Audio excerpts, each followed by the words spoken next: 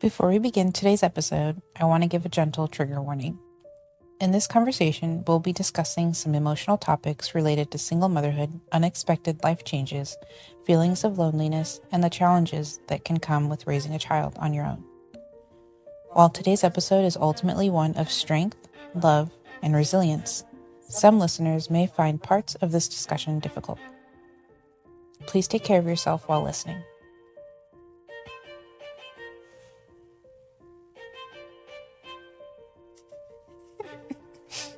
Hi everyone.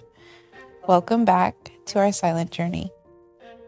If you're new here, my name is Felicia, and this podcast is a place where we share the stories that often stay behind closed doors. The moments that shape us, the moments that challenge us, and the moments that remind us that we're never truly alone. Today's episode is a very special one for me because I'm joined by someone I've known my entire life. My sister, Sabrina. People often say it takes a village to raise a child. But what happens when that village doesn't already exist? What happens when life doesn't go according to plan? What happens when you have to build that village yourself? Today's episode is called The Village She Built. It's a story about motherhood, resilience, sacrifice, and the incredible love a mother has for her child. Sabrina, thank you for being here today. Of course. I'm so excited to have this conversation with you. Let's start at the beginning. Before Sophia came into your life, what did you think motherhood was going to look like?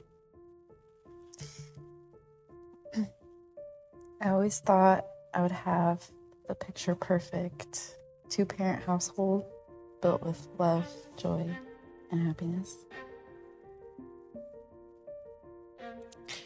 Do you remember finding out you were pregnant with Sophia? Of course. I even have a video that I watch every so often of there's Juan in the background. He's like, do you see it? Do you see the line? And I was just sitting there in silence for a little bit, and I was like, yeah. What was going through your mind in that moment? Pure happiness, excitement, the slightest bit of fear that I think every parent gets, but more excitement than anything. What was it like the first time you held Sophia? It was really scary and nerve-wracking. I was shaking a lot. I did have a C-section, but I was really, really shaking my jaw and everything.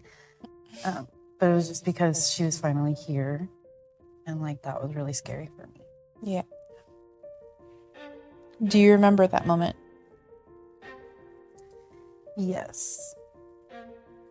It was just really emotional for me. I don't really it was a C-section, so it was not planned to have that, but also somewhat planned because she wasn't progressing. Yeah. It was a lot. So it was really hard to process that entire thing. Looking back now, what would you tell the version of yourself who was holding newborn Sophia for the very first time? Hold tight, because this is going to be a very bumpy road. And even though it will be very hard, try to stay in the moment, because those moments are extremely short and they slip by you really, really fast. I think every mother wishes she could go back and tell herself something, whether it's trust yourself or everything will be okay. And sometimes we don't realize how much we're about to grow. I think social media has made it really easy to see the highlights of motherhood. The cute pictures, the matching outfits, the birthday parties. But what people don't see are what happens after the photos are taken. What was one of the hardest parts of becoming a single mom that nobody prepared you for? Celebrating all of her big milestones alone. The ones where you guys stay up late at night and you guys talk amongst yourselves, her first walks, or when she starts to talk and stuff like that. Like, I did have like Juan around for a little bit of that, but like he wasn't really there. Or on your like toughest days, I never had like a shoulder to lean on when I needed it the most. So that was hard. Was there ever a moment where you felt completely overwhelmed? Yes, often. Even now, currently, I think at night I dwell on how I treated her, or like if I spent enough time with her, or if I could have done like better with her throughout the day or the week. Was there ever a moment where you sat down after Sophia went to bed and thought, I don't know how I'm going to do this again tomorrow? Yeah, all the time. Okay.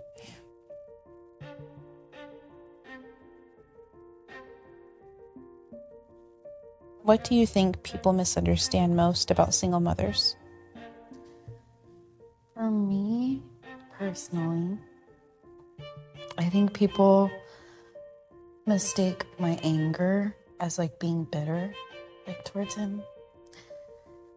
I'm not. I'm not bitter. I'm not really even upset that like my responsibility is all of it. I think a lot of moms kind of carry that responsibility at default. So it's not really that. I think that, sorry.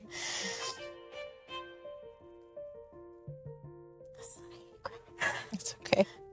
Take your time. I just didn't sign up to do it alone. Or like entirely by myself and face like a lot of the struggles that he had to face. I didn't expect to have to face them by myself.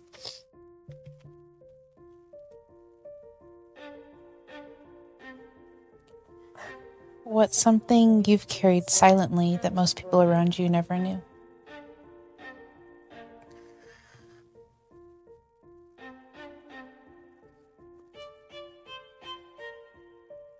Overwhelming feeling of being alone at night.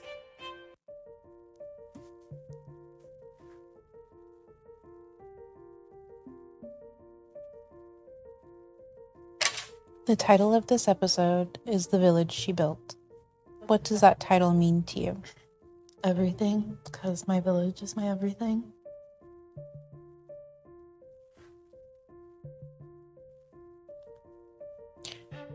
When things felt hard, who showed up for you and who became a part of your village?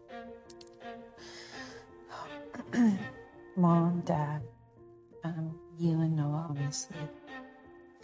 And then Juan's brothers, his younger brothers, were always there.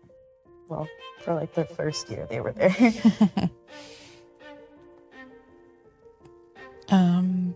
Was asking for help difficult? Incredibly difficult. I still currently struggle with asking. I'd rather sink than ask for a life vest.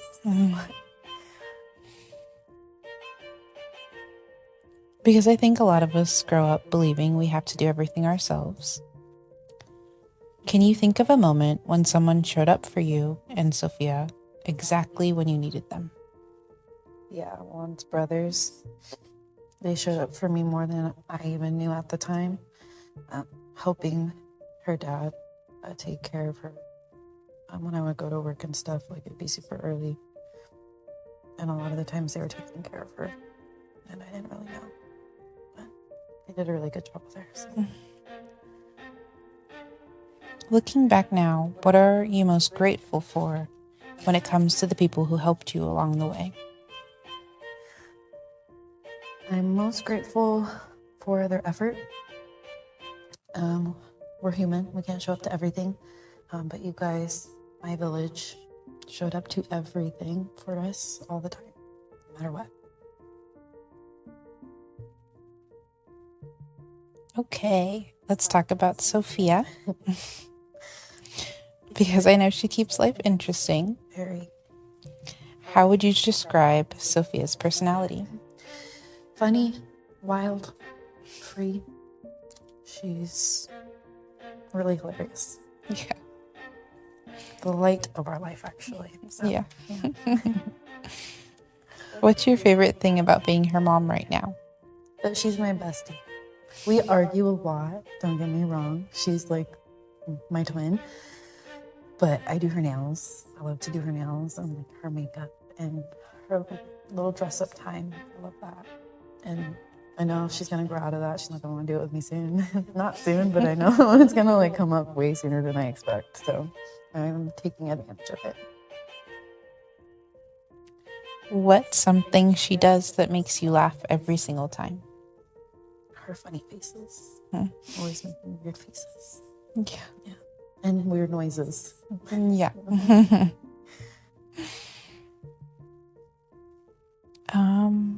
What's your favorite memory with Sophia so far? One recently, not too recent, but recent. I was getting Sophia ready to see her dad, and I really did not want to go that day. Like I was dreading it. And she looked up at me and she said,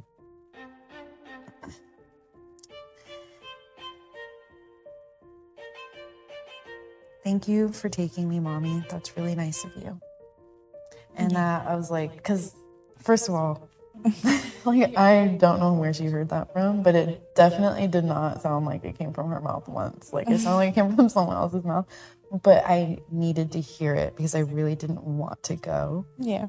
And so when she said it was like perfect timing. And I told her, I said, I don't know who told you to say something like that, but it was really perfect. And I gave her a hug and it was nice. It was something I think about quite often because it reminds me why I do what I do. It was perfect. When did you realize your tiny baby wasn't a baby anymore?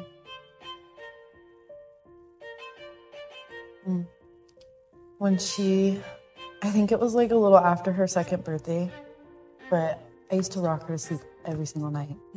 Every single night. And it would take like over 30 minutes and I would be standing and like physically bouncing her to sleep like a baby. And then we went on a trip. I don't remember where we went, but we went on a trip and we didn't rock her on that trip. And then when we came back, it just stopped. And I was like, oh my God, like I'm literally dying. I was struggling. It was like our nightly routine. I never thought I would have to stop that. So it was like super crazy. I'm gonna cry. I get emotional about it because that was like really tough. That was like my every night thing. And I loved hugging her. Now she's like, sometimes she wants her Gigi at night. So it's rough. Yeah. Her little personality. Yeah. If someone spent an entire day with Sophia, what would they learn about her? She's super smart and super talkative. She never stops talking. No. It's never quiet in here.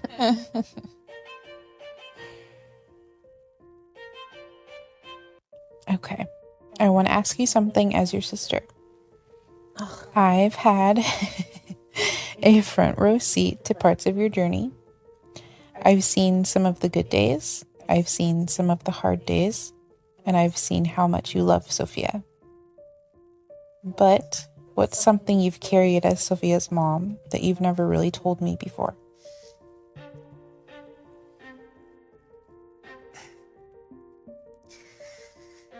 An excessive amount of self-blame for the life that she's been given.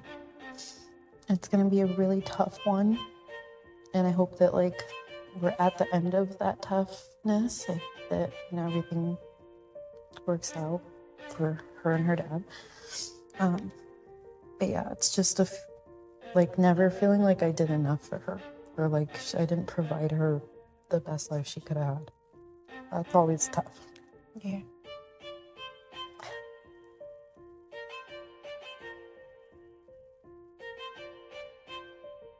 Thank you for sharing that. Trying to recoup. Deep breaths. How has becoming Sophia's mom changed you?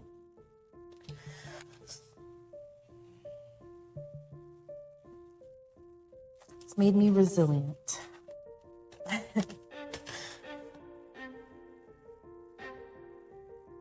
What strength did you discover in yourself that you didn't know existed before?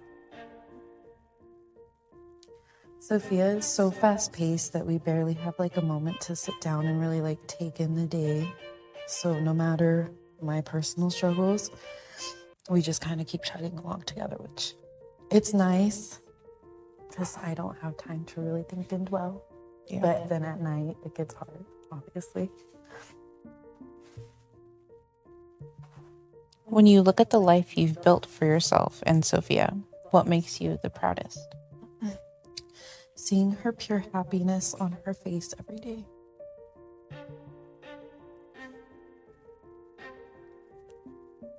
What's something you've accomplished as a mom that you don't give yourself enough credit for?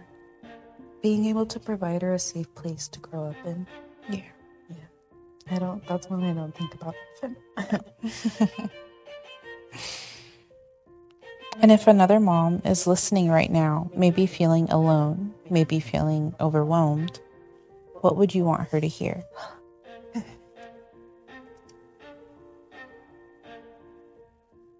You are not alone. Your feelings are valid, but do not make or break you. And if you're struggling to ask for help, say that so that people around you know exactly how to offer you help without actually asking you if you need help. Mm-hmm. Sophia is only 3 years old right now. She doesn't know about the sacrifices. She doesn't know about the worries. She doesn't know about all the times you put her first. Oh, if she could understand all of it today, what would you want her to know? That after everything, I hope she knows how much I love her, and that every decision I made this far has and was what I thought was best for her in that moment. And my last question. When Sophia is grown and looking back on her childhood, what do you hope she says about the village her mom built for her? I hope she knows and says that we did our best and that she feels our love for her.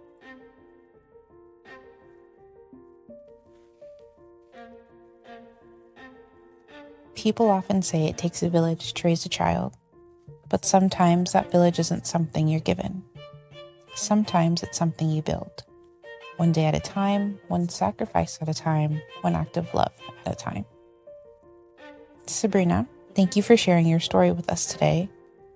And thank you for letting us see the beautiful village you've built for Sophia. Thanks for providing me a safe space. And to every parent listening, whether you're raising your child with a partner, on your own, or somewhere in between, I hope today's conversation reminds you that the love you give matters, the sacrifices matter, and the things you do every single day are seen. This has been our silent journey. We'll talk to you guys next week.